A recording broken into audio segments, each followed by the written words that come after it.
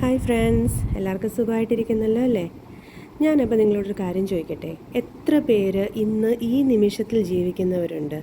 നമ്മുടെ ഈ പ്രസൻറ്റിൽ ജീവിക്കുന്നവരുണ്ട്. ഇപ്പം നിങ്ങളെല്ലാവരും പറയും, എല്ലാവരും പ്രസൻറ്റിലല്ലേ ജീവിക്കുന്നത്. അങ്ങനല്ല, മനസ്സുകൊണ്ട് ഈ പ്രസൻറ്റിൽ ജീവിക്കുന്നവർ എത്ര പേരുണ്ടെന്നാണ് ചോദിച്ചത്. നമ്മളിൽ പലരും നമ്മളിപ്പോഴും നമുക്ക് പാസ്റ്റിൽ സംഭവിച്ചിട്ടുള്ള നമ്മുടെ ട്രോമാസും വിഷമങ്ങളും നമുക്ക് പറ്റിയിട്ടുള്ള അബദ്ധങ്ങളും അതിനെപ്പറ്റിയൊക്കെ ഇങ്ങനെ ഓർത്ത് ഇന്ന് ഈ നമ്മുടെ പ്രസൻറ്റ് ഈ മൊമെൻറ്റിലും നമ്മൾ അതിനെപ്പറ്റി ഓർത്ത് വിഷമിച്ച് കഴിയുന്ന ധാരാളം ആൾക്കാരുണ്ടല്ലേ. ഞാനും അങ്ങനൊരു വ്യക്തി ആയിരുന്നു. അതുകൊണ്ടാണ് ഞാനത് പറയുന്നത്.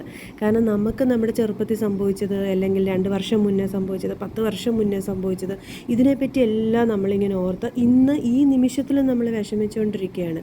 എന്തിനാടോ അങ്ങനെ ചെയ്യുന്നത്? അതുകൊണ്ട് നമുക്ക് എന്തെങ്കിലും പ്രയോജനമുണ്ടോ? നമുക്കിപ്പോൾ തിരിച്ചു പോയി നമ്മുടെ പാസ്റ്റിനെ കറക്റ്റ് ചെയ്ത് ആ വിഷമങ്ങളും സങ്കടങ്ങളും ഒന്നും ഇല്ലാതാക്കി നമുക്ക് ഈ പ്രസൻറ്റിലേക്ക് വരാൻ പറ്റില്ല അല്ലേ.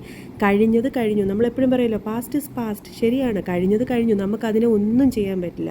നമുക്കാകെ ചെയ്യാൻ പറ്റുന്ന എന്താണ്? ഈ പ്രസൻറ്റിൽ നമുക്ക് സന്തോഷമായി ജീവിക്കുക എന്നുള്ളതാണ്. അപ്പോൾ പാസ്റ്റിനെ നമ്മൾ പാടെ മറക്കുക, അവോയ്ഡ് ചെയ്യുക. അത് നമുക്ക് യാതൊന്നും ഇനി ചെയ്യാൻ പറ്റാത്തൊരു കാര്യമാണ്. അതിനെപ്പറ്റി ഇനി ചിന്തിക്കുകയേ ചെയ്യേണ്ട. നമ്മൾ ഈ പ്രസൻറ്റിൽ ഇന്ന് ഈ നിമിഷത്തിൽ നമ്മൾ മൈൻഡ്ഫുള്ളായിട്ട് ജീവിക്കുക. നമ്മുടെ മനസ്സിലേക്ക് ആവശ്യമില്ലാതുള്ള ചിന്തകൾ കടന്നു വരുമ്പം അതിനെ നമ്മൾ ആട്ടി ഓടിക്കുക.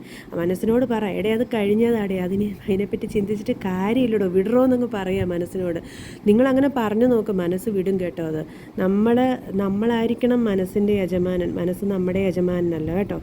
അപ്പോൾ അതെല്ലാം വിട്ട് ഇന്നത്തെ ഈ നിമിഷത്തിൽ നമ്മൾ ഗ്രാറ്റിറ്റ്യൂഡോടെ ജീവിക്കുക. നിങ്ങൾ ഗ്രാറ്റിറ്റ്യൂഡ് പറഞ്ഞു കൊടുക്കും, നിങ്ങളുടെ ലൈഫിൽ മിറാക്കുലസ് ആയിട്ടുള്ള ചേഞ്ചസ് വരും.